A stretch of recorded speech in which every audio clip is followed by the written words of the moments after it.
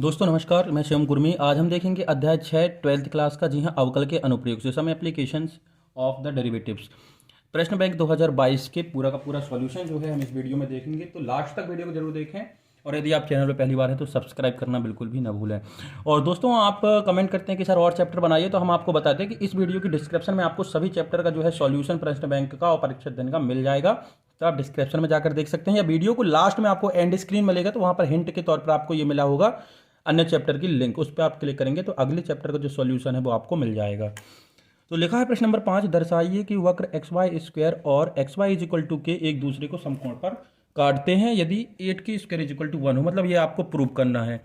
ठीक है, तो दिए गए वक्र के समीकरण हैं, दिए गए वक्र हैं, समीकरण नहीं भी लिखेंगे तो दिए गए वक्र हैं। पहला है एक्स वाई स्क्वायर,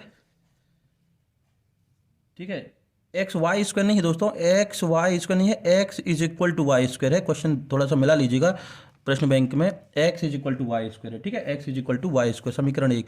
और दूसरा है आपका X Y is equal to K, इसको नाम दे दिया समीकरण दो। अब समीकरण एक और दो को हल करते हैं। ठीक है, समीकरण एक और दो को हल करते हैं। तो समीकरण दो से या समीकरण एक से, ठीक है, समीकरण एक से, समीकरण एक से, एक ये है एक से, समीकरण एक से x का मान समीकरण दो में रखने पर, तो x का मान जैसे रखेंगे तो ये हो जाएगा x की जगह Y square into Y is equal to K. तो ये हो जाएगा आपके y की पावर 3 इज इक्वल टू के, ठीक है ना, y की power 3 is equal to K. तो y इज इक्वल टू हो जाएगा, यदि हमें ज़रूरत होगी तो y इज इक्वल टू हो जाएगा k की पावर से 1/3। ध्यान रखिएगा, ये k की पावर 1/3 क्योंकि ये रूट हो जाता है। कभी भी इसके पहले जैसे हम पढ़ते थे तो ये हो जाएगा y is equal to root K, लेकिन यहाँ पावर 3 है तो ये 3, तो ये हो गई k की पावर 1/3।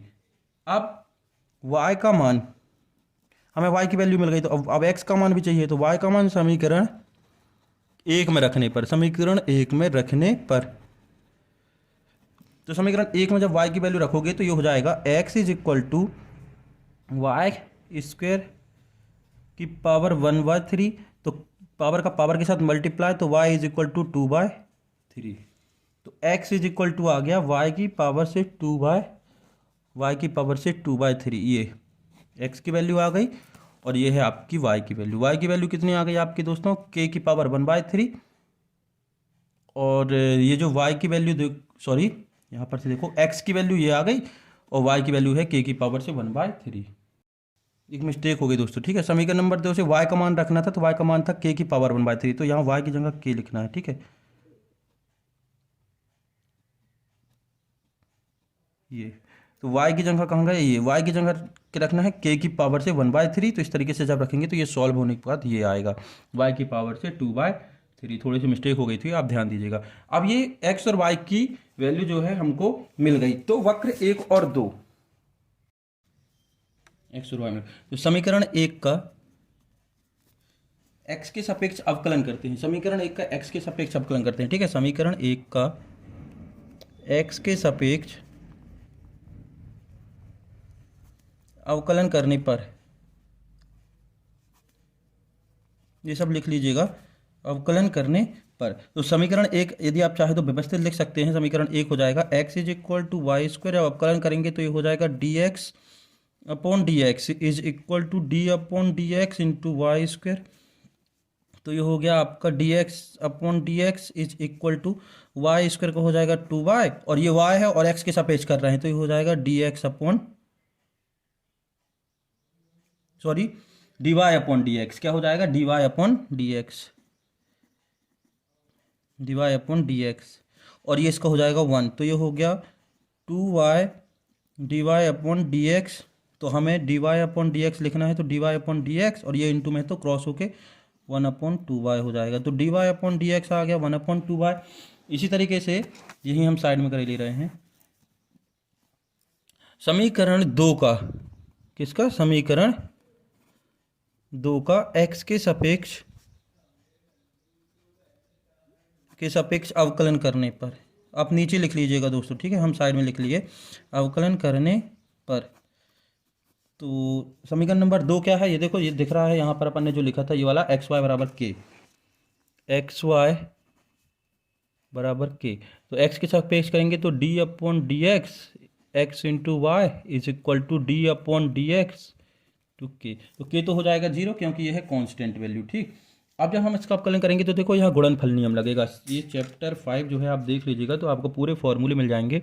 तो एक बार हम करेंगे D X upon X into Y, फिर होगा D Y upon D x into x is equal to, ये तो हो गया 0। तो ये हो गया आपका, ये हो गया y केवल, क्योंकि डी एक्स का x के सापेक्ष 1 हो गया, और y plus d Y upon D x into x is equal to 0।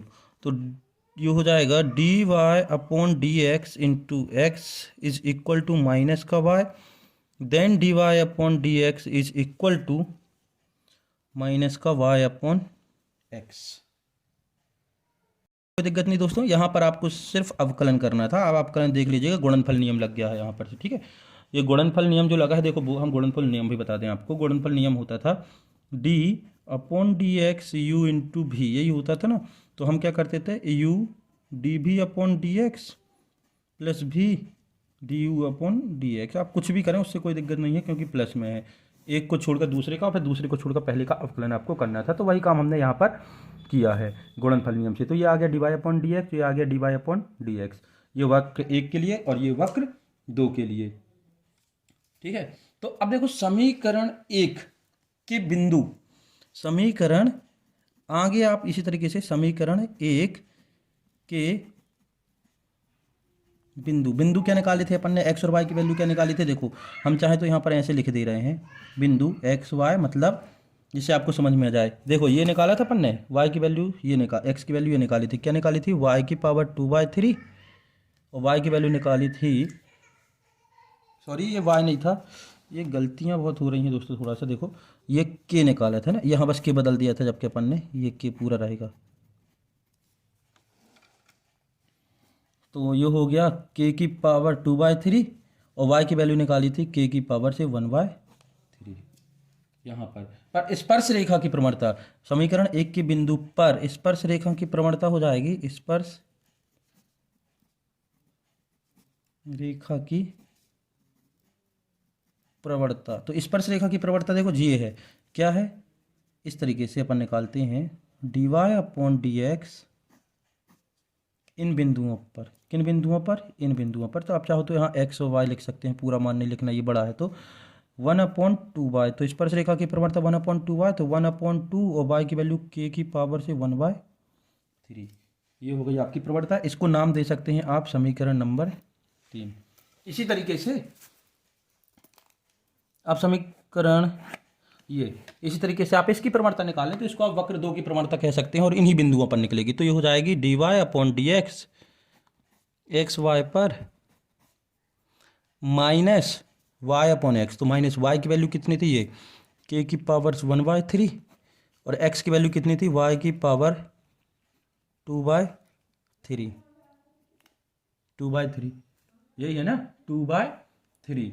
इसको चाहो तो आप m2 नाम दे सकते हैं, इसको m1 दे सकते हैं, और यदि कोई दिक्कत नहीं है अगर नहीं देना है तो ये हो जाएगी आपकी 1/3, तो माइनस 1/k की पावर 1/3, ये हो गया। इसको चाहो तो m2 दे दूँ, कोई दिक्कत नहीं है दोस्तों, ये शॉर्ट के लिए आगे ज़रूरत पड़ेगी, और इसको m1 दे दूँ। तो प्रवणता कितनी आई थी, 1/2 k की पावर 1/3, ठीक है। ये दोनों की प्रवणता आ गई। मतलब सीधी सी बात ये है कि हमें करना क्या है, पहले तो आपको बिंदु एक्स और वाई निकालने हैं, उसके बाद दोनों का अवकलन करके उनकी प्रवणता निकालनी है। प्रवणता कहाँ से निकलेगी, जो हमारा d Y upon D x आता है उसमें एक्स वाई की वैल्यू पुट करके। जी 1/2y आया था अपन का d Y upon D x पहले के लिए, दूसरे के लिए माइनस वाई अपॉन एक्स आया था, तो अपन ने एक्स और वाई की वैल्यू पुट कर दी, ये आ गया के की पावर 1/2। अब ये कैसे हो गया, देखिए ये यार ये गलती बार बार हो रही है, ये के की पावर से 2/3 है, ठीक। तो ये जो k प्लस का है नीचे आएगा तो माइनस का हो जाएगा, मतलब 2/3 से 1/3 सब्ट्रैक्ट करना है, वो भी हम आपको बता दें। देखो इस 2/3 से 1/3 कैंसिल हो जाएगा, तो 2/3 से 1/3 कैंसिल होगा, तो एलसीएम आया 3, ये हो गया 2 - 1 इज इक्वल टू 1/3, आ गया ना 1/3। तो k की पावर से 1/3 -1 अपॉन k की पावर से 1/3, ये हो गई प्रवणता। अब देखो दोस्तों, उसमें दिया क्या था कि ये दोनों जो हैं एक दूसरे को समकोण पर काटते हैं। तो यहाँ पर आप चाहो तो लिख सकते हैं चूंकि समकोण पर काटते हैं, ये जो वक्र हैं समकोण पर काटते हैं, तो इसको हम लिख सकते हैं समीकरण 1 की प्रवणता गुणित समीकरण 2 की प्रवणता। जब कभी भी समकोण पर काटते हैं तो दोनों की प्रवणता का जो गुणनफल होगा वो होगा -1। कितना होगा? -1। या इसको शॉर्ट में लिख सकते हैं m1 into m2 is equal to -1। m1 की वैल्यू हमने क्या निकाली है? m1 की वैल्यू निकाली है 1/2k की पावर 1/3। ठीक है, m2 की वैल्यू अपन ने निकाली है 1/k की पावर से 1/3 इज इक्वल टू -1। जब इसको सॉल्व करेंगे, है ना, तो इसको सॉल्व करेंगे मतलब से गुणा हो जाएगा, तो ये हो जाएगा 2k की पावर 1/3 एंड k की पावर से 1/3 इज इक्वल टू -1। अब आधार समान होने पर घातें क्या होती हैं दोस्तों? जुड़ जाती हैं। घातें क्या होती हैं? जुड़ जाती हैं। तो 1/2 k की पावर से 1/3 प्लस 1/3 इज इक्वल टू -1। तो ये हो गया 1/2 k की पावर से 2/3 इज इक्वल टू -1। तो ये हो जाएगा, अच्छा 1 इज इक्वल टू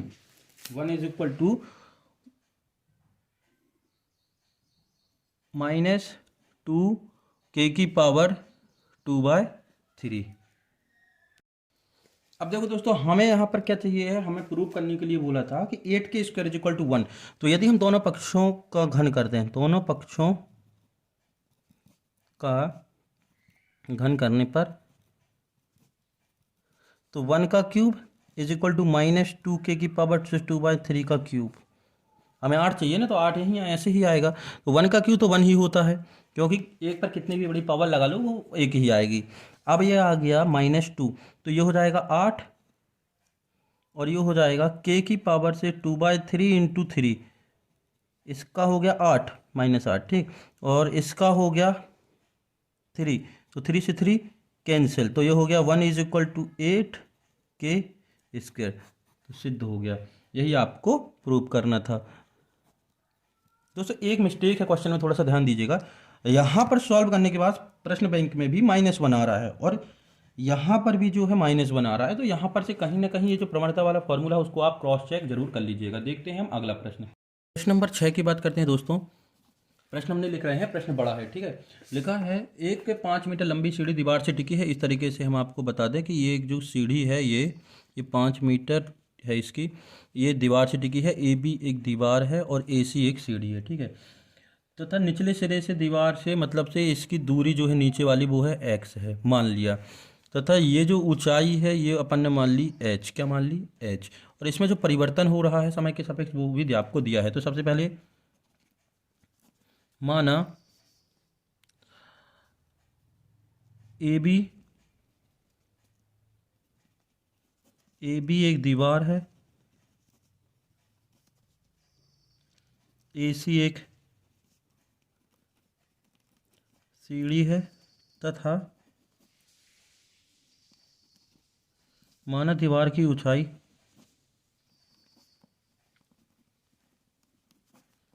h तथा सीढ़ी और दीवार के निचले सिरे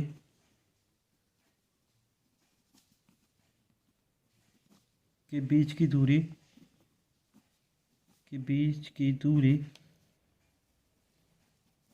x है। ये अपन ने मान लिया। ये सब अपने मन से लिखना है दोस्तों, बिल्कुल परेशान नहीं होना है, जैसा आपको समझ में आया लिख सकते हैं। अब दिया है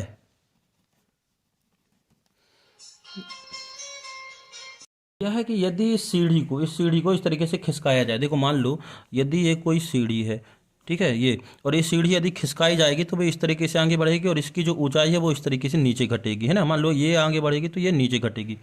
तो dx/dt आपको दिया है, ये जो परिवर्तन हो रहा है वो आपको दिया है। कितना दिया है आपको? 3 सेंटीमीटर प्रति सेकेंड दिया है। 3 सेंटीमीटर प्रति सेकेंड आपको दिया है। आपको इस ऊंचाई में कितना परिवर्तन हो रहा है ये आपको निकालना है, मतलब से dh/dt आपको निकालना है। कभी भी दोस्तों यदि परिवर्तन पूछता है समय के सापेक्ष तो हमेशा t के सापेक्ष आपको अवकलन करना रहेगा। किसके सापेक्ष करना रहेगा? समय के सापेक्ष। तो त्रिभुज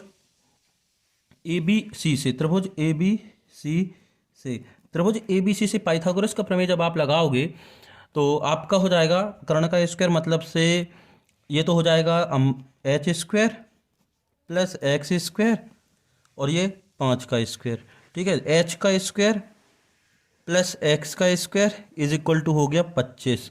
क्या हो गया? 25। इतना तो कोई दिक्कत नहीं आप लोगों को, ठीक है। अब हम इसका कर देते हैं एक्स के सापेक्ष अवकलन, सॉरी टी के सापेक्ष अवकलन करेंगे। किसके सापेक्ष? टी के सापेक्ष। तो टी के सापेक्ष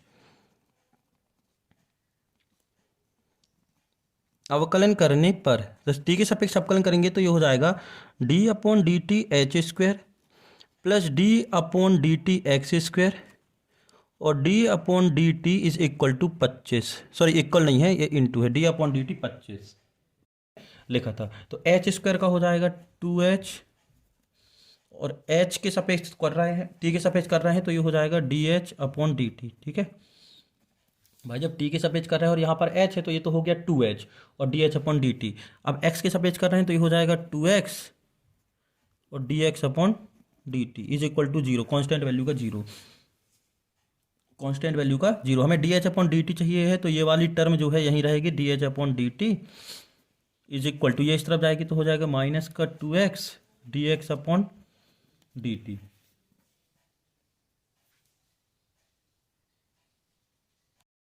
अब हमें dh अपॉन dt चाहिए है तो dh upon dt equal dh upon dt minus 2x dx upon dt और ये 2h इंटू में था तो ये तो भी नीचे चला जाएगा तो ये हो जाएगा 2h, ठीक है।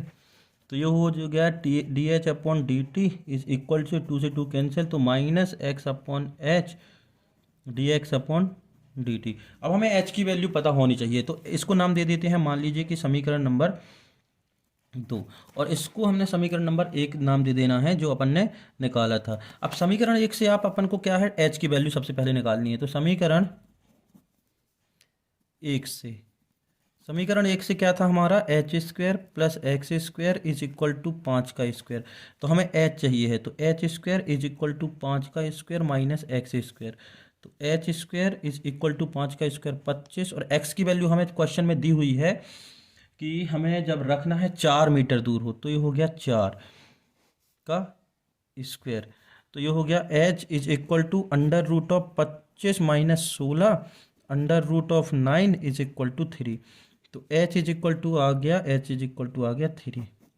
क्यों? क्योंकि प्रश्न में लास्ट में आप देखिएगा उसमें दिया है कि निचला सिरा दीवार से 4 मीटर दूर हो, मतलब x की वैल्यू दी हुई है। मतलब ये जो चित्र है यदि ये निचला सिरा 4 मीटर दूर हो तो इसमें परिवर्तन आपको बताना है, तो हमने x की वैल्यू निकाल ली, ठीक। तो h आ गया आपका 3। अब देखो समीकरण नंबर 2 में वैल्यू रखते हैं। तो समीकरण 2 से, तो समीकरण 2 में देखो dh अपॉन dt अपन को निकालना है ऊंचाई में परिवर्तन की दर।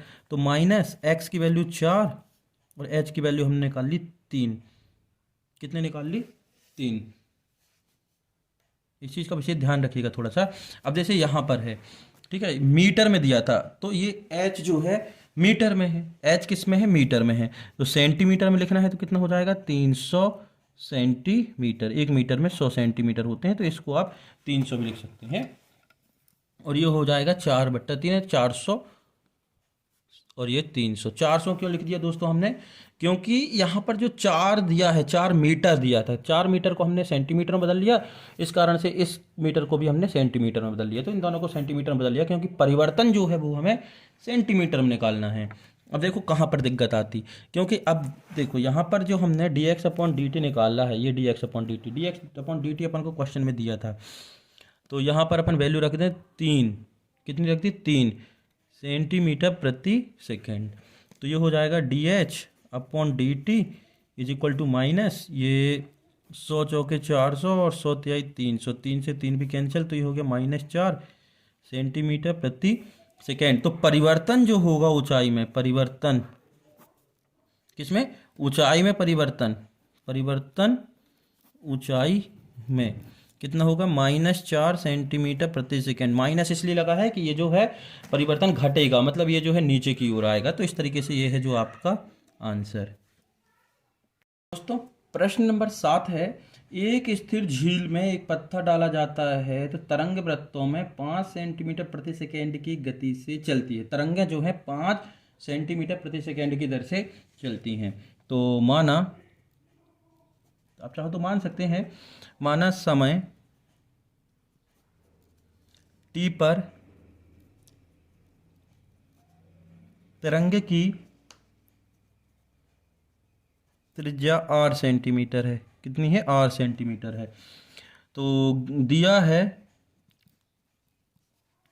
dr अपॉन dt, मतलब से जो तरंग है इस तरीके से ये बढ़ रही है ना, तो ये बढ़ रही है तो त्रिज्या बढ़ रही है, तो dr अपॉन dt दिया है, कितना दिया है? 5 सेंटीमीटर प्रति सेकेंड की दर से बढ़ रही है। इसको नाम दे दिया समीकरण नंबर 1। अब क्षेत्रफल क्या होता है? ये क्षेत्रफल में परिवर्तन बताना है। तो वृत्त का क्षेत्रफल, आप तरंग का क्षेत्रफल लिख सकते हैं। तो वृत्त का क्षेत्रफल कितना होता है? क्षेत्रफल या चाहे तो ए से इंडिकेट करते हैं, तो ये हो जाएगा पाई आर स्क्वायर वृत्त का क्षेत्रफल। तो अपन को निकालना है d a upon D t. तो d a upon D t, तो d a upon D t मतलब से पाई आर स्क्वायर। तो ये हो जाएगा d a upon D T is equal to, pi constant है तो आगे आ गया, तो ये हो गया d t upon r square. तो d a upon D T is equal to, ये हो जाएगा 2 पाई आर। अब जो कि टी के सापेक्ष अवकलन हो रहा है और यहाँ पर आर है, तो एक बार d r upon D t आ जाएगा। D r upon D t अवकलन के लिए आप 5वां चैप्टर जो है अच्छे से देख लीजिएगा। तो d r upon D t. अब d a upon D t चाहिए है, मतलब से क्षेत्रफल में परिवर्तन दिया है। तो 2 pi r, d r upon D t की वैल्यू भी अपन को दी है, कितनी है? 5 सेंटीमीटर पर सेकेंड। तो ये हो गया 5 सेंटीमीटर पर सेकेंड। तो ये हो गया 5 दूनी 10 पाई आर सेंटीमीटर पर सेकेंड। ठीक है ना। अब ये हो गया D upon D t, D upon D T. लेकिन आपको क्या दिया है क्वेश्चन में कि जब तरंग की त्रिज्या 8 सेंटीमीटर हो तो उसके क्षेत्रफल में क्या परिवर्तन होगा। तो आप डायरेक्ट यहाँ से निकाल सकते हैं D a upon D T जब r इज इक्वल टू 8 हो, तो हो जाएगा 10 पाई गुणित 8 सेंटीमीटर प्रति सेकेंड, सेंटीमीटर पर सेकेंड। तो इसको हम लिख सकते हैं 10 और 8 80, 80 पाई सेंटीमीटर प्रति सेकेंड। ये आपका आंसर। प्रश्न नंबर 8 है दोस्तों, एक घन का आयतन 8 सेंटीमीटर पर क्यूब पर सेकेंड की दर से बढ़ रहा है। तो सबसे पहले तो आप मान लें, माना घन की भुजा ए तथा पृष्ठीय क्षेत्रफल और आयतन एस और भी है। हमने नाम दे दिया कि यदि कोई घन है जिसकी भुजा क्या है? ए है तथा पृष्ठीय क्षेत्रफल कैपिटल है और आयतन भी है। तो दिया है आयतन में परिवर्तन d v upon D t. आयतन में परिवर्तन दिया है 8 सेंटीमीटर क्यूब प्रति सेकेंड की दर से, और आयतन का सूत्र होता है घन का आयतन v बराबर से a cube, v is equal to a cube. तो समय के सापेक्ष परिवर्तन हो जाएगा d v upon D T is equal to D upon D t a cube. तो ये हो जाएगा d v upon D T is equal to 2a square और d a upon D t, क्योंकि टी के सापेक्ष कर रहे हैं तो ए फिर से आ जाएगा, तो ये हो जाएगा d a upon D t. तो d v upon D T is equal to 2a square d a upon D t. अब d v upon D t तो अपन को दिया है, कितना दिया है? 8 दिया है। तो आप एक काम करें, इसको सिर्फ ये बस निकालना है d a upon D t, d a upon D t.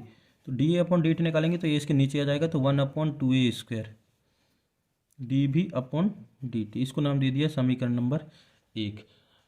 D a upon D t कहाँ से आ गया? ये d a upon D t और ये इनटू में था तो ये अपॉन में चला गया। ठीक है, अब ये तरीके से हम यहाँ साइड में कर रहे हैं, आप नीचे करिएगा। आयतन हो गया ये, तो पृष्ठीय क्षेत्रफल एस का सूत्र होता है 6a²। अवकलन करेंगे तो ये हो जाएगा ds/dt, यही आपको निकालना है, ds/dt और d/dt 6a²। तो ये हो जाएगा ds/dt is equal to 6a² का हो जाएगा 12a और da/dt। भाई टी के सापेक्ष कर रहे हैं और यहाँ a है तो अपन da/dt फिर से लिखेंगे। तो ये हो जाएगा ds/dt is equal to 12a da/dt। इसको नाम दे दिया समीकरण नंबर 2।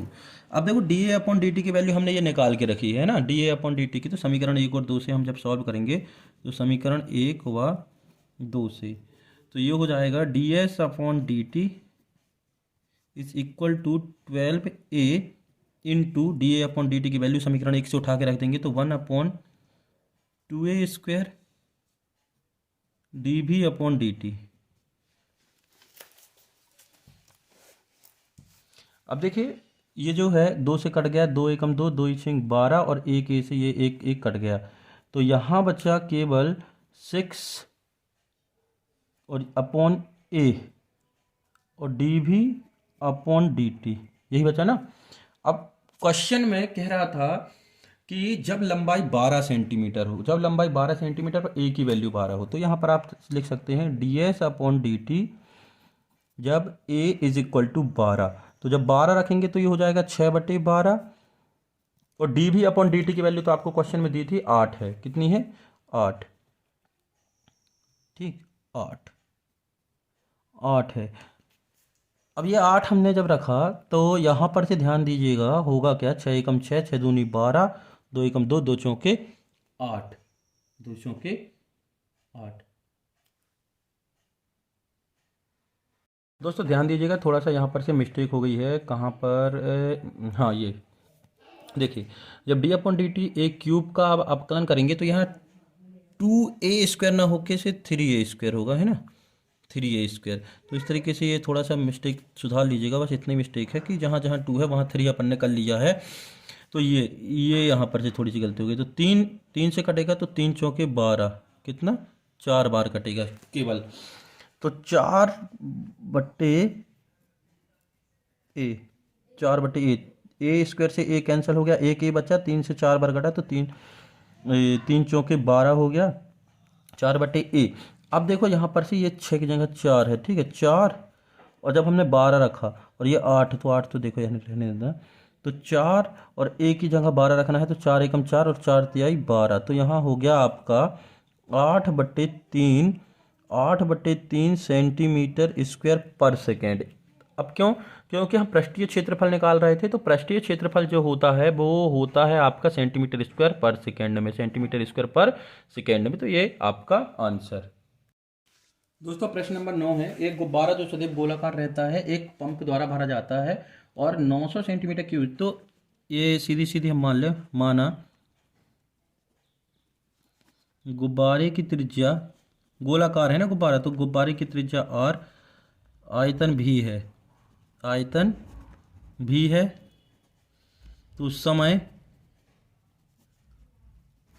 t के सापेक्ष, समय t के सापेक्ष आयतन में परिवर्तन, आयतन में परिवर्तन dv/dt दिया हुआ है, कितना दिया है 900 सेंटीमीटर क्यूब प्रति सेकेंड, ये दिया है। अब हमें इसका यूज करना है, हमें निकालना है त्रिज्या में परिवर्तन, मतलब dr/dt, ये आपको फाइंड करना है, ठीक है। अब देखो ये हो गया ना, तो आयतन का सूत्र होता है, गोले का आयतन होता है 4/3 पाई r क्यूब। अब 10th क्लास ये पूरे फॉर्मूले पढ़ लीजिएगा या फिर से 11th क्लास में भी आपको मिल जाएंगे। तो v is equal to 4/3 pi r cube, जब अपन इसका ठीक है सापेक्ष अवकलन करेंगे तो ये हो जाएगा dv/dt is equal to 4/3 pi, constant value है बाहर आ गई, ये हो गई d/dt इंटू r क्यूब, तो ये हो गया 4/3 3r² dr/dt, क्योंकि r था और यहाँ पर से जो फंक्शन था r था और यहाँ t के सापेक्ष कर रहे हैं तो dr/dt।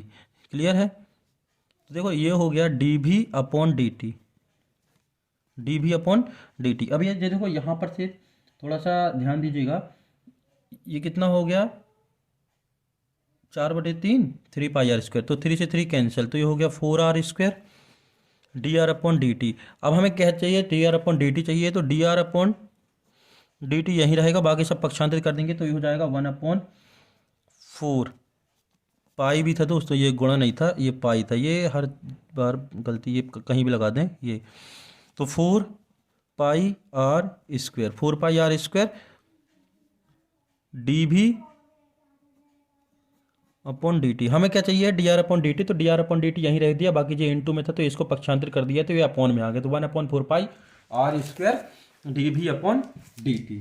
अब dv/dt की वैल्यू भी आपको क्वेश्चन में दी हुई है, तो वो देखो dr/dt is equal to 1/4πr², ये दिया है आपको 900, कितना दिया है 900, तो dr/dt तो 1/4πr², 900, ये 900 को काटें आप, जब 900 को आप 4 से काट सकते हैं, या फिर एक काम करें, r is equal to question में दिया है जब त्रिज्या 15 सेंटीमीटर हो तो आपको त्रिज्या में परिवर्तन बताना है, तो dr/dt जब r की वैल्यू कितनी दी हो 15, तो ये हो जाएगा 1/4π 15 का स्क्वायर इंटू 900, तो 1/4π 15 का स्क्वायर हो गया आपका 4π इंटू 225 गुणित 900, ठीक है, 225 गुणित 900। अब 5 से काटना चाहो तो काट दो, 5 चौके 20 और 5 25, 5 एकम 5, 4 हो गया, 5 अट्ठे 40 और 5 शून्यम 0, 5 नाम 45, 5 तिहाई 15, 5 छक्का 30 और 9 एकम 9, 9 चौको 36, 9 चौके 36, तो ये हो गया आपका, देखो यहाँ पर 4 बस बचा और ये 4, तो ये 4 से 4 भी कैंसिल, तो केवल बचा 1/π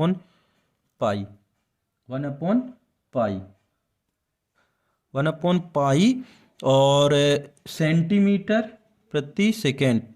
सेंटीमीटर प्रति सेकेंड क्यों लिख रहे हैं दोस्तों, क्योंकि त्रिज्या में परिवर्तन है, वह भुजा है, यदि क्षेत्रफल होता तो सेंटीमीटर स्क्वायर लिखते, आयतन होता तो सेंटीमीटर क्यूब लिखते।